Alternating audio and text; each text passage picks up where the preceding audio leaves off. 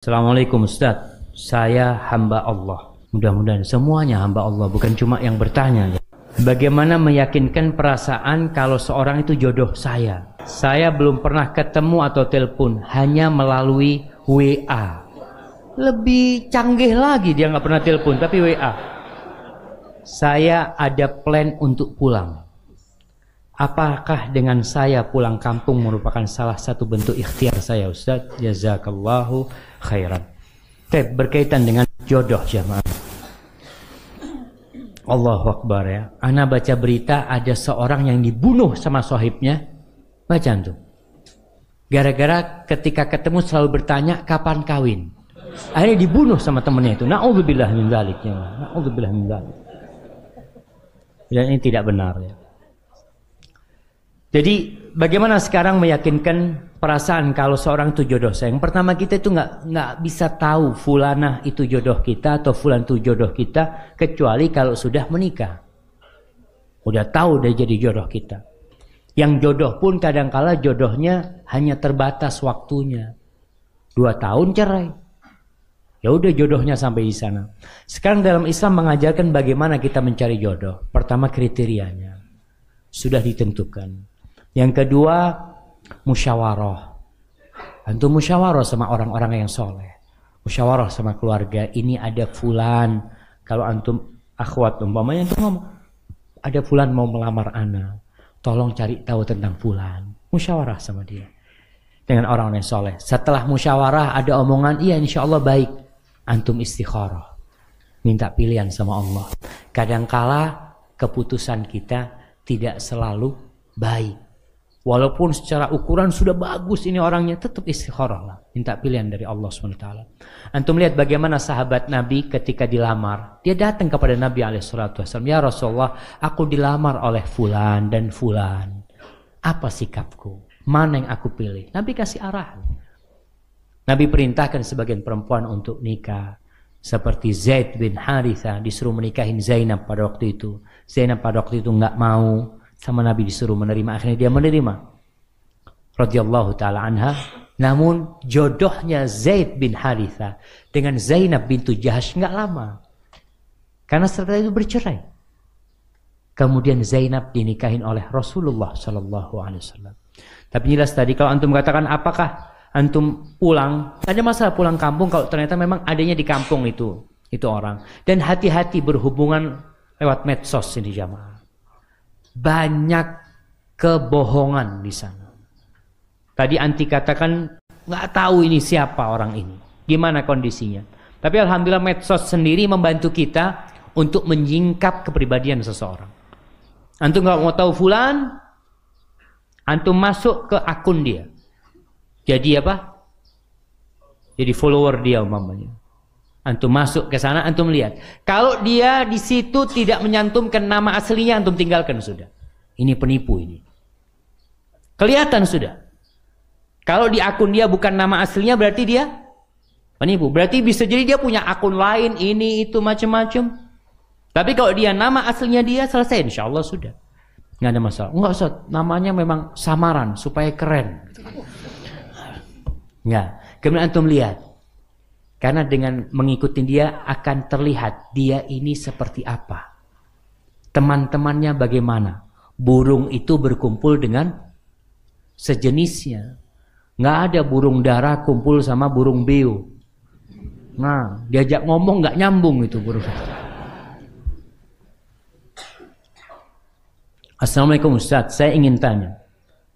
Apakah nanti di padang mahsyar kita masih bisa bertemu dengan orang tua kita? Nah.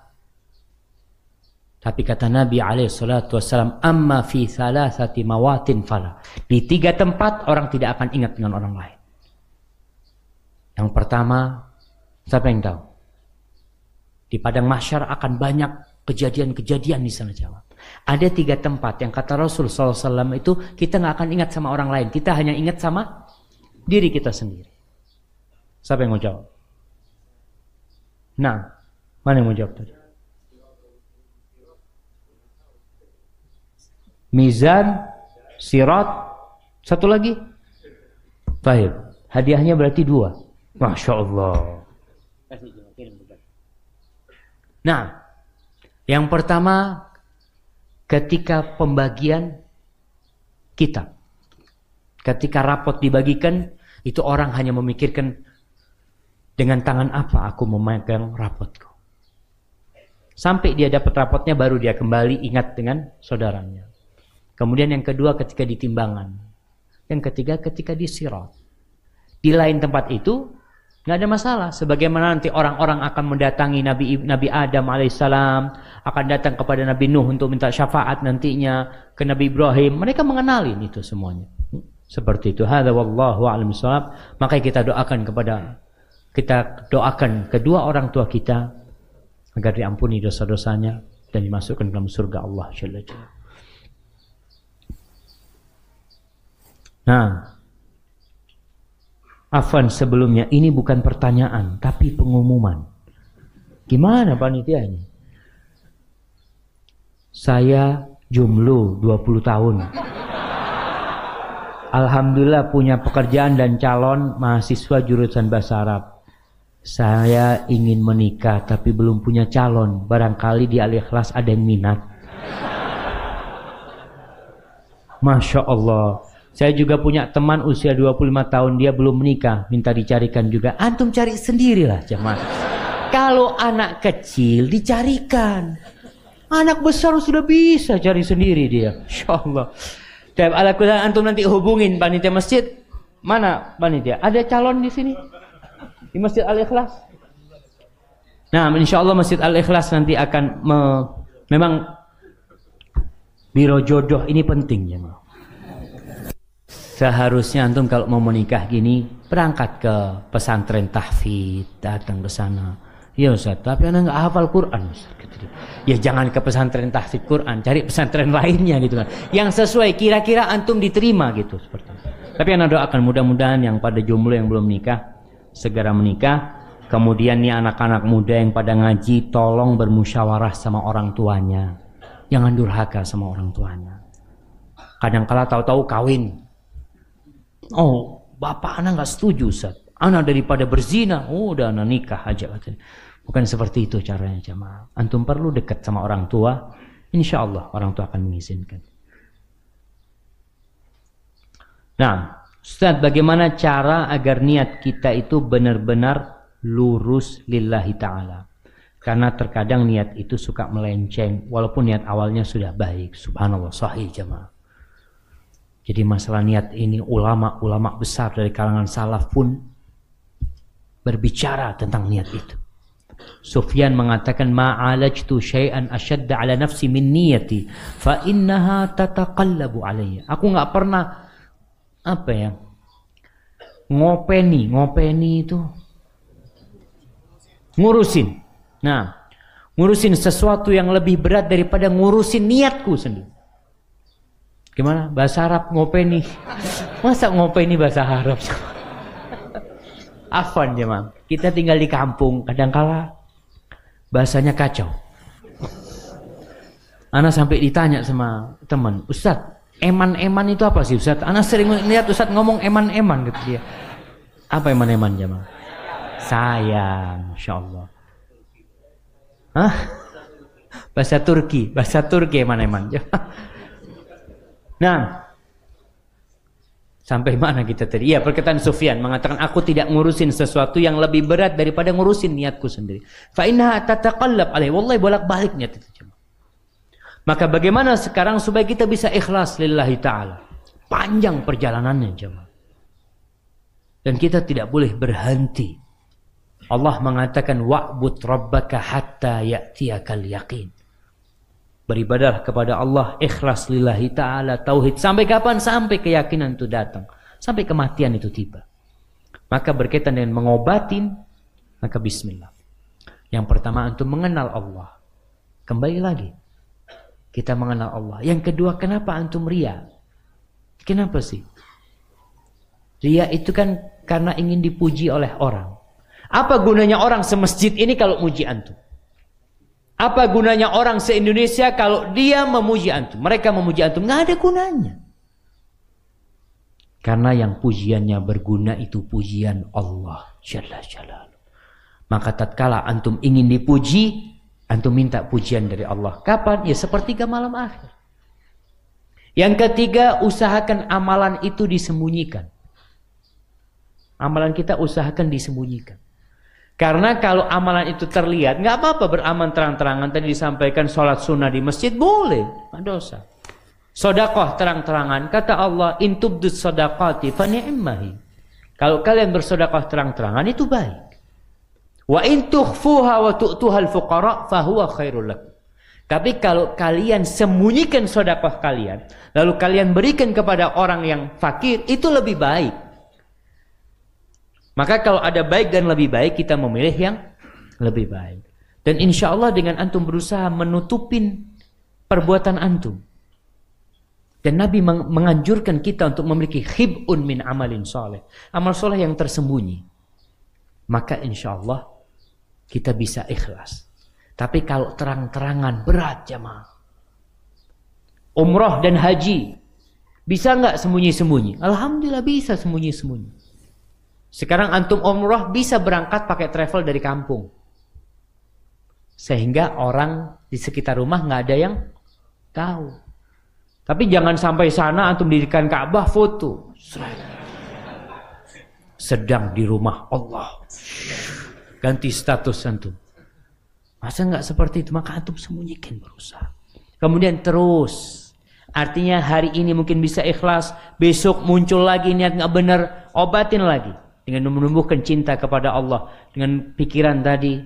Bahwasanya manfaat pujian orang-orang itu tidak ada buat kita. Barakallahu fikum. Baik, ini ada pertanyaan. Ustaz, rumah tangga kami sering berantem. Bahkan hal sepele pun. Apakah itu masalah agama, keegoisan dan ekonomi?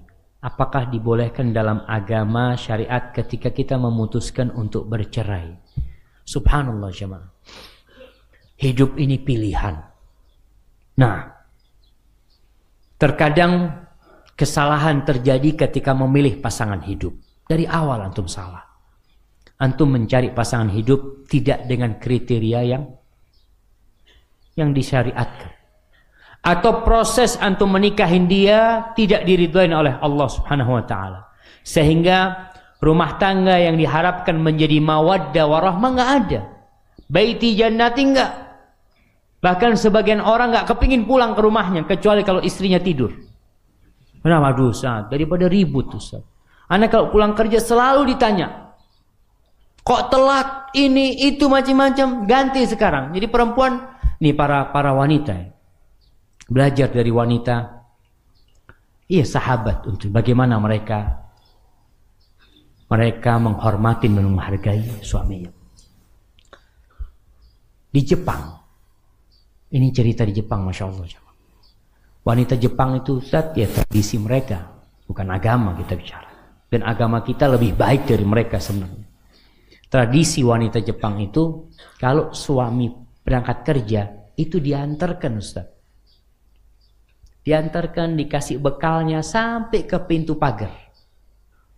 Kemudian ditunggu sampai menghilang dari pandangan mata.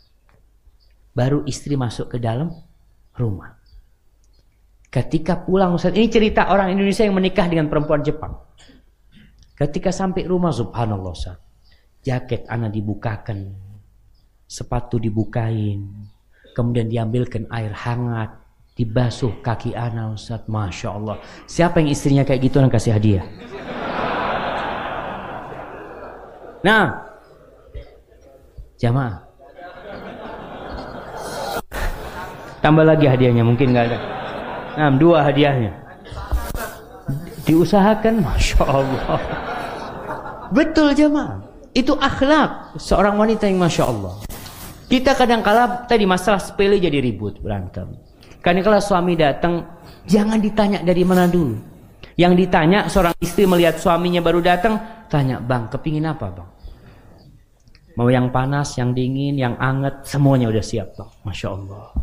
Selesai. Kasih itu makanan, dipersiapkan, bajunya ditaruh.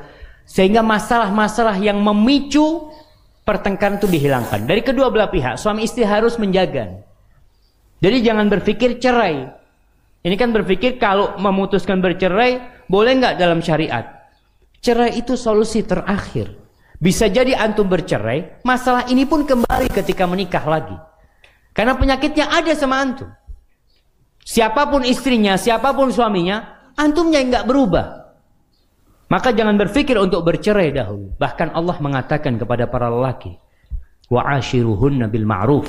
Pergaulilah ya istri-istri kalian dengan cara yang ma'ruf, dengan cara yang patut, yang sesuai. Fa in karihtumuhunna, kalau benci, apa suruh ceraikan? Enggak, kata Allah. Fa asa an takrahu syai'an wa yaj'al Allah fihi khairan katsira. Sabar. Jangan tahu diceraikan, enggak. Jadi nasihat ana tidak harus bercerai. Apa sekarang permasalahannya? Ustaz, suami ana ini masalahnya remeh, Ustaz. Kadang kala teh habis ribut marah, Ustaz. Alhamdulillah, anti udah tahu penyebabnya teh habis ribut. Jangan pernah teh itu habis. Beli termos. Betul jemaah. Karena masalahnya kan udah tahuan.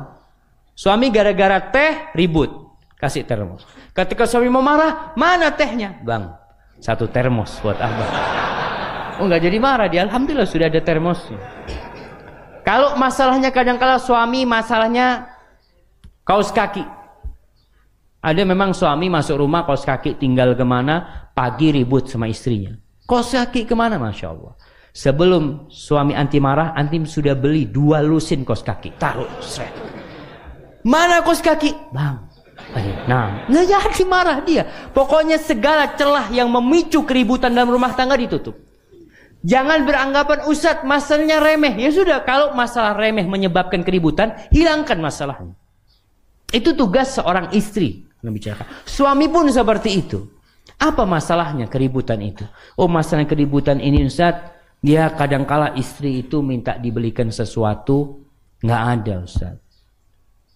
Ketika seorang suami istri minta sesuatu nggak ada, antum belikan bunga mawar. Sampai rumah, afwan dek, yang kau minta nggak ada, tapi ini untukmu. Selesai. Oh ya nggak apa-apa. Jadi ada hal-hal yang bisa diselesaikan jemaah, tidak dengan perceraian. Tidak. Karena perceraian ini dicintai oleh iblis. Kecuali dalam kondisi memang tidak memungkinkan bisa dilanjutkan, baru berpikir bercerai. Apalagi masalah ekonomi ya. Istri banyak yang tidak pandai bersyukur. Itu kata Rasul sallallahu alaihi wasallam. Wanita itu banyak yang matre, iya. Tapi tidak semua. Rasul sallallahu alaihi wasallam mengatakan uritun nar, ditampakkan kepada aku neraka fa idza aktsaru ahlihan nisa. Kebanyakan penghuninya adalah wanita. Kenapa? Ya, masalah ekonomi. Kadangkala masalah jasa suami yang dilupakan.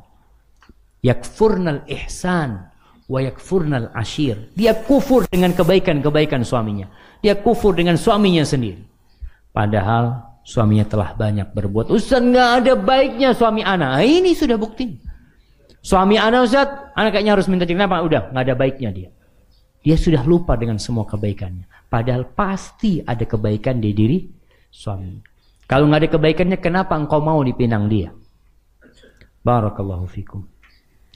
Assalamualaikum Ustaz. Ustaz, saya sudah menikah 17 tahun. Tapi sampai sekarang rasa cinta itu belum ada. Yang ada rasa kasihan. Apakah ana berdosa? Kasih solusinya buat ana Ustaz. Subhanallah jemaah. Tidak semuanya dibangun di atas cinta rumah tangga itu. Di masa Umar bin Khattab, ada seorang tabi'in yang namanya Abu Azra. Ya, kalau nggak salah. Dia itu dikenal setiap wanita yang dinikahin selalu gugat cerai. Akhirnya nama Abu Azra jelek di masyarakat.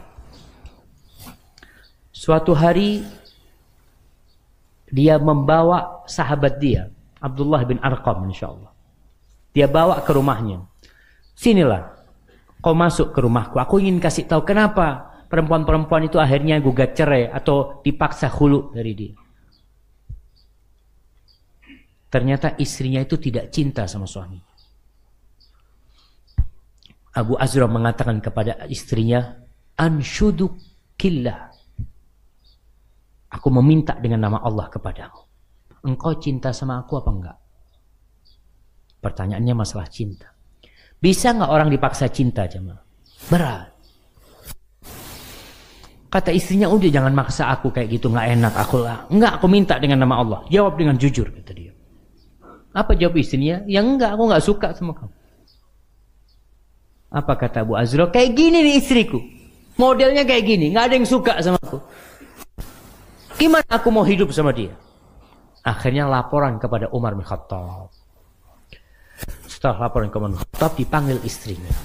Ditanya sama Umar bin Khattab, apakah engkau yang mengatakan kepada suamimu kalau engkau tidak cinta sama dia? Iya Amirul Mukminin, dia maksa aku dengan nama Allah mintanya. Apakah boleh aku berdusta? Tanya istrinya. Kata Umar bin Khattab, ikzibi, nggak masalah. Termasuk dusta yang diperbolehkan adalah dusta di antara suami istri. Kata Umar bin Khattab, fa inna aqallal buyut allati tubna 'alal hub. Sedikit rumah tangga itu yang dibangun di atas cinta itu sedikit. Walakinnahum yata'amaluna bil Islam wal ihsan. Mereka itu muamalah di antara mereka karena syariat Islam, aturannya memang harus menghargai istri, aturannya harus menghargai suami. Bapak-bapak, jangan dipikir istri bapak-bapak ini masih cinta sama bapak-bapak. Kadang-kala cuma kesian aja dia. Iya. Yang lihat suaminya, aduh Ustaz udah tua, tapi ya gimana Ustaz ya? Bismillah lah, ana sabar menghadapin dia. Betul. Apalagi kalau sudah sakit-sakitan, istri jadi berat. Permintaannya macam-macam. Kadang-kala yang ada adalah kasihan. Nggak masalah. Hasan al-Basri pernah ditanyain tentang jodoh oleh seseorang. Dia mau menikahkan putrinya. Apa kata Hasan al-Basri? La tuzawwij ibnataka illa min taqi. Jangan engkau nikahkan putrimu kecuali dengan orang yang bertakwa. Orang yang bertakwa. Kenapa? In ahabbaha akramah wa in lam yuhibbaha lam yadhlimha. Orang bertakwa itu kalau ada cinta sama istrinya, apa yang akan terjadi? Dia akan memuliakan istrinya. Tapi kalau dia nggak suka sama istrinya, apa yang dilakukan orang yang bertakwa? Dia tidak akan mendolimin hak-hak istrinya. Jadi kalau dikatakan, apakah semua harus cinta? Enggak. Tadi yang ana bacakan, fa in karihtumuhunna, apabila kalian benci kepada istri kalian. Kadang-kala ada benci nggak suka, tapi lihat kepada kelebihannya. Mungkin tadi ngelihat kesian dia Ustaz, dia anak yatim. Ya bismillah, kau bertahan sama dia. Maka dengan kasih sayang itu semoga Allah mengasihimu nantinya. Barakallahu fikum.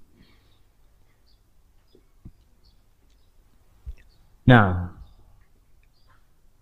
ini ana mau bertanya Ustaz. Pertanyaannya di luar tema. Perempuan kan diwajibkan untuk menutup aurat. Ana pernah dengar jika tidak menutup aurat maka ada 4 laki-laki yang ikut masuk ke neraka. Ayah, suami, saudara laki-laki, anak laki-laki. Bagaimana ya Ustaz? Barakallahu fikum. Baik. Rasul sallallahu alaihi wasallam mengatakan, kullukum ra'in wa kullukum mas'ulun an ra'iyati. Kalian itu semua adalah pemimpin dan kalian akan dimintai pertanggungjawaban atas apa yang dia pimpin. Seorang ayah akan bertanggung jawab dengan anak-anaknya. Dengan anak-anaknya. Bukan berkaitan dengan nutup aurat atau tidak. Berkaitan dengan semuanya. Anaknya tidak sholat, bapaknya akan ditanya. Ada anaknya tidak puasa, bapaknya akan mempertanggungjawabkan hal itu. Karena dia bertugas untuk memberikan bimbingan kepada dia. Jadi bukan urusannya dengan aurat saja. Tapi dengan perintah-perintah Allah dan larangannya. Seorang suami, ya, dia juga bertanggung jawab terhadap istrinya. Kenapa dia tidak menegur istrinya? Kenapa dia tidak ajari istrinya? Bukan masalah aurat lagi yang saya sampaikan. Dalam semua masalah agama. Istrinya tidak sholat, istrinya ghibah, dibiarkan, dapat dosanya dia. Karena dia harus membimbing istrinya. Seorang kakak umpamanya, kakak laki-laki. Atau saudara laki-laki, ketika melihat kemungkaran di keluarganya, dia punya kewajiban untuk mengingkarinya. Kemudian anak, sama.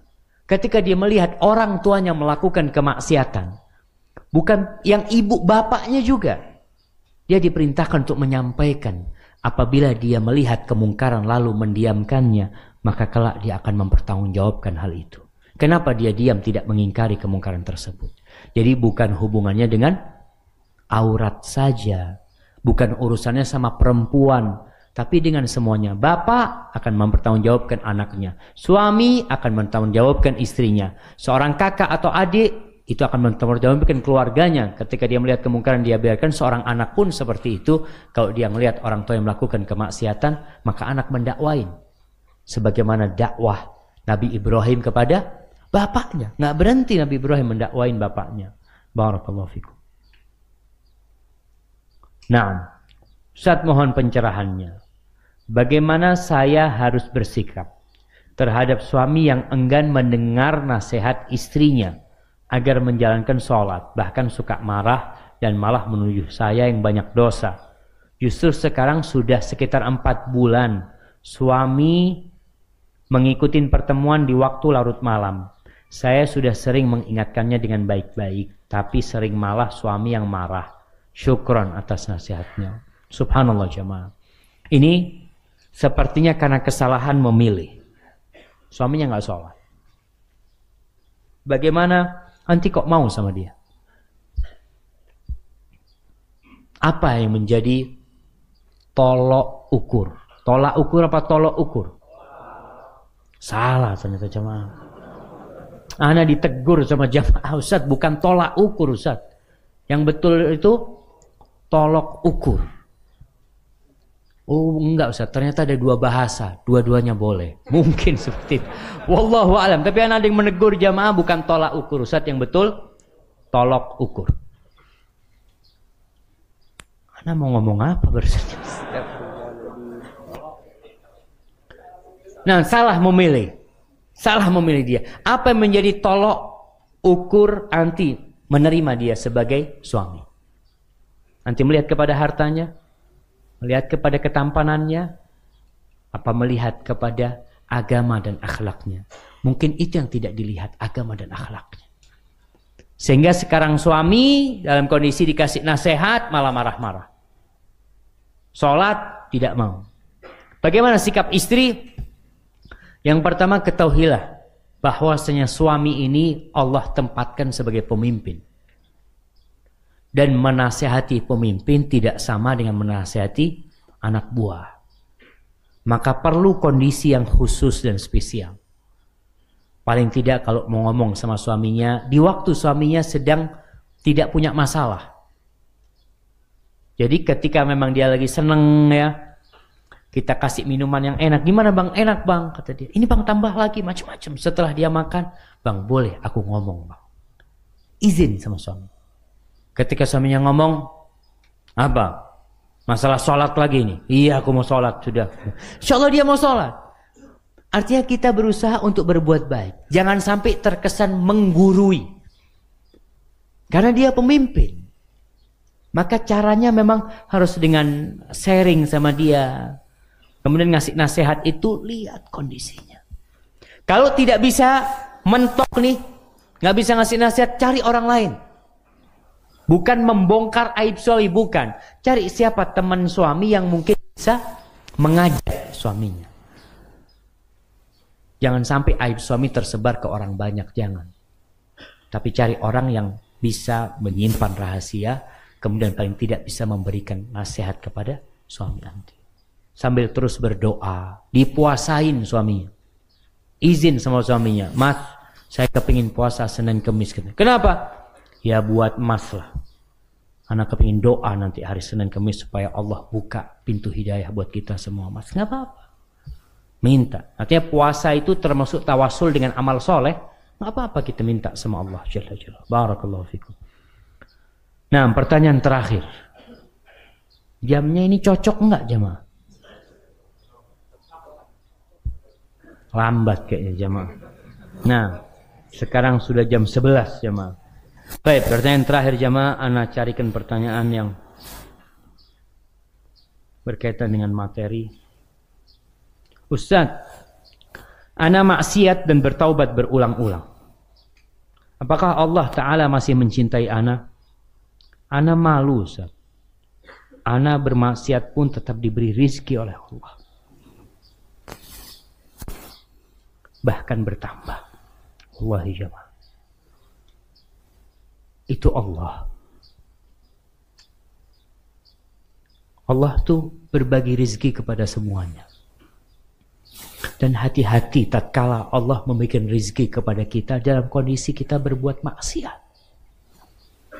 Kata Rasul sallallahu alaihi wasallam, "Idza ra'aitallaha yu'til 'abda 'ala ma'asihi ma yuhibbu, fa'lam annahu istidraj." Apabila engkau melihat Allah mencurahkan rezekinya kepada seorang hamba dalam posisi dia melakukan kemaksiatan, semua yang dia inginkan dia dapatkan, kepingin ini Allah kasih, kepingin itu Allah kasih, padahal dia selalu berbuat kemaksiatan, maka ketahuilah itu yang disebut istidraj. Diluluh, Allah biarkan engkau. Karena orang kalau dikasih rizki kadang-kadang lupa, dia jadi GR, merasa nggak ada masalah. Tapi kalau dikasih musibah, dia jadi ingat sama Allah SWT. Lalu Rasul sallallahu alaihi wasallam membaca firman Allah, "Falamma nasu ma dzukiru bihi, fatahna 'alaihim abwaba kulli syai' hatta idza farihu bima utu akhadnahum baghtatan fa idzahum mublisun."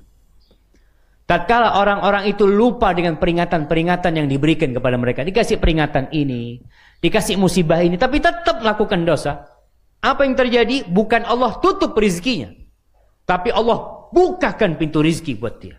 Kulla syai'. Sampai tatkala orang ini senang, gembira dengan kesuksesan-kesuksesan yang dia raih, akhadnahum baghtah. Allah cabut nyawanya dengan tiba-tiba. Akhirnya mereka jadi orang-orang yang putus asa. Selesai jamaah. Maka hati-hati kalau kita berbuat dosa, kemudian Allah tetap kasih rizki sama kita, jangan-jangan kita sedang diluluh sama Allah. Sebagian ulama salaf itu, kalau setahun nggak sakit dia takut. Takut apa? Takut Allah sudah lupa sama dia. Allah sudah meninggalkan dia.